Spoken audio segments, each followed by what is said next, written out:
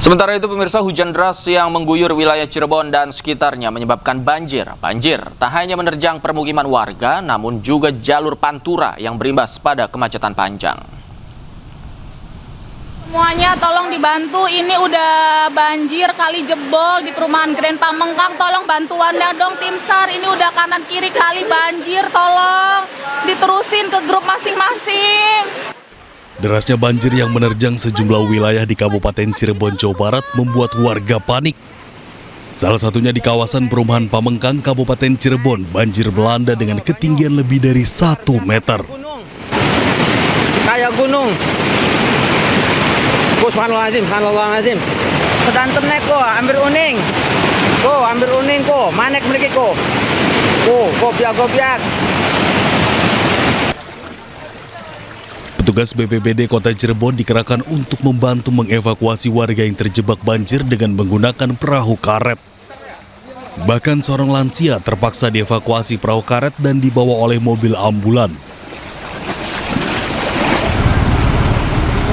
Tak hanya melanda permukiman warga, banjir juga menerjang hingga ke jalur pantura. Akibatnya, arus lalu lintas dari Jawa menuju Jakarta mengalami kemacetan. Banyak pula kendaraan yang mogok akibat nekat menerjang banjir.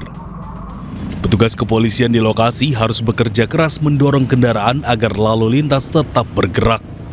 Genangan air cukup 30 cm untuk 2 blower sehingga dilakukan pengalihan arus di Kalijaga, dan ini kita melakukan pengaturan tentang membantu kendaraan-kendaraan yang mogok. Banjir di jalur pantura ini disebabkan oleh hujan deras yang berimbas pada meluapnya Sungai Cikalong. Untuk mengurai kemacetan, polisi melakukan pengalihan arus lalu lintas. Dari Cirebon, Jawa Barat, Mahardika Ayus melaporkan. Pemirsa, perjuangan beberapa guru di Aceh Tengah yang mulai mengajar kembali pasca bencana banjir bandang dan tanah longsor mendapat apresiasi dari warganet. Beberapa guru harus bertaruh nyawa menyeberangi aliran deras sungai menggunakan seling menuju ke sekolah.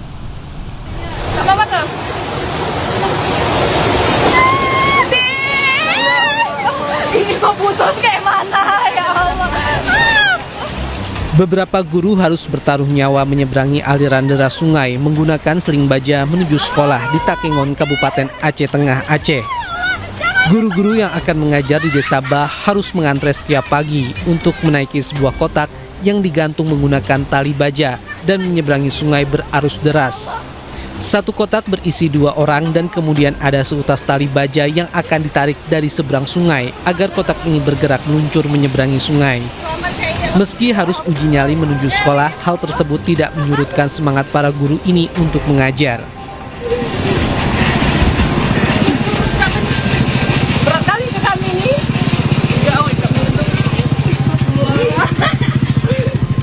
Usai menerjang bahaya, guru-guru ini merasa lega saat akhirnya mereka tiba di seberang sungai dengan selamat. Selain seling baja dengan kotak tersebut, warga juga bisa menyeberang menggunakan tali yang diikat melintang ke seberang sungai dengan cara berjalan di atasnya.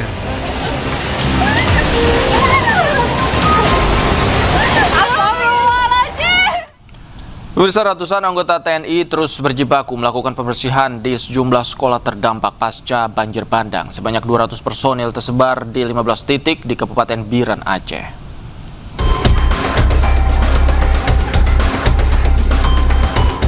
Ratusan anggota TNI bersama siswa dan guru SMA 2 Pesangan terus melakukan pembersihan sejumlah ruang kelas dari lumpur dan sampah sisa banjir.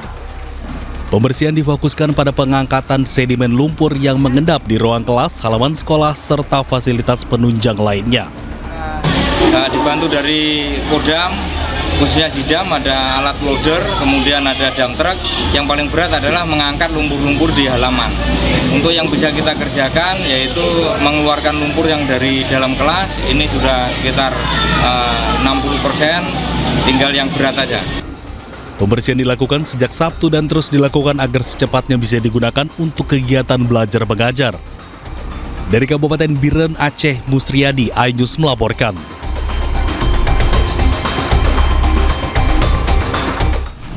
TNI Angkatan Darat menyalurkan bantuan bagi anak-anak terdampak banjir di Kabupaten Biren Aceh. TNI berharap anak-anak dapat kembali belajar dengan semangat dan optimis.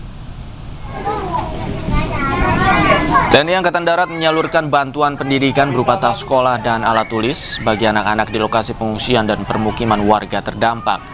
Bantuan ini merupakan bentuk perhatian agar anak-anak korban banjir tetap dapat melanjutkan kegiatan belajar meskipun berada dalam keterbatasan akibat bencana. Kegiatan ini juga menjadi wujud sinergi TNI, pemerintah setempat, dan relawan dalam mempercepat pemulihan pasca bencana.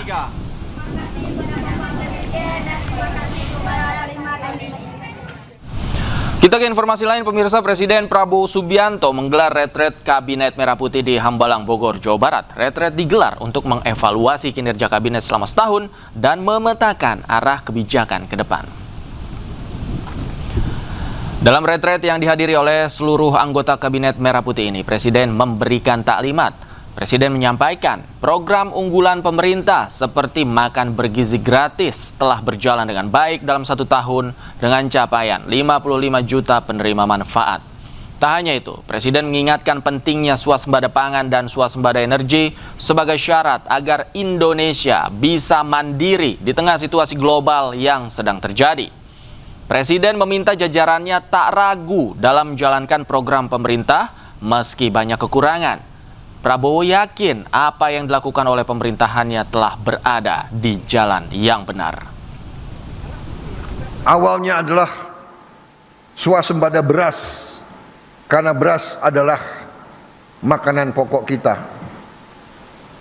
Tapi yang dikatakan swasembada pangan adalah tidak hanya beras, jagung, singkong, dan yang lain-lain. Swasembada pangan artinya adalah karbohidrat dan protein. Kita harus swasembada protein. Dan juga selain swasembada pangan, dasar selanjutnya adalah swasembada energi. Kalau kita tergantung dengan bangsa lain untuk energi kita, tidak mungkin kita makmur. Tidak mungkin kita lepas dari kemiskinan. Pemirsa, Menteri dan Wakil Menteri Kabinet Merah Putih mengikuti retret jilid 2 di kediaman pribadi Presiden Prabowo Subianto di Hambalang, Bogor, Jawa Barat. Menurut sejumlah menteri yang hadir, retret akan mengevaluasi kinerja selama 1 tahun hingga arahan khusus dari Presiden Prabowo Subianto. Sifatnya retret menyeluruh, jadi tidak hanya MBG, jadi seluruh kementerian nanti akan dilakukan evaluasi, termasuk mendengarkan laporan perkembangan selama 1 tahun, sejauh mana program-program tersebut berjalan, termasuk tentu saja namanya evaluasi, bila mana masih ada kendala-kendala, tentu itu akan dibicarakan di dalam retret hari ini. Evaluasi semua kebijakan bagi kementerian, kelihatannya itu sih. Ya detailnya saya nggak tahu, datang juga baru pertama kali ikut acara seperti ini. Banyaknya program-program, kalau lihat dari ininya ya, orang yang disuruh bicara sebenarnya program-program unggulan yang seperti apa. Kelihatannya kalau lihat menteri-menteri mana yang disuruh bicara ya.